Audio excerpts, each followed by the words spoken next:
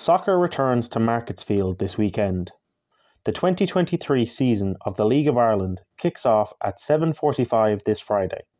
This marks Treaty United's third season in Ireland's professional leagues, and maybe this year will be Tommy Barrett's team's chance to gain promotion to the Premier Division.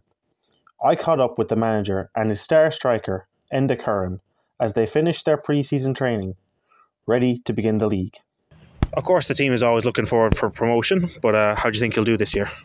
We've had a tough pre-season. We've worked the lads hard. There's been some very good games. We've had a competitive game under our belts and some very good friendlies against Premier League opposition. So, James, we have a mantra. We take it game by game, and I don't like to predict too many things because you get ahead of yourself, and I don't think that ever works. Look, I suppose after the season we had last year, I think we've shown that we're well capable of mixing it with anyone in the league, even though there is full-time clubs in the league as well. But look, we'll take one game at a time. Bray, the first game is going to be a tough test. They've recruited well, and look, we're confident in our own ability, and let's just take it game by game and see where it brings us. Treaty struggled with mixed form last year, but still managed to reach the playoff positions. Now they understand the league with a very experienced squad. The only team that may surprise them will be the newly formed Kerry FC.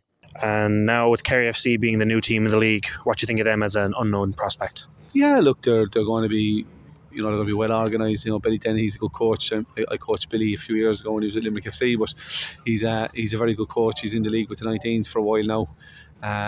They seem to have a good energy behind them, and if he signed well, he signed some senior players to mix with a lot of youth. So I think it'll be interesting to see, particularly on a national tough pitch. It's difficult to play on when you're not used to playing on them. So if they can manage to get some very good home results, it might be a great year for them.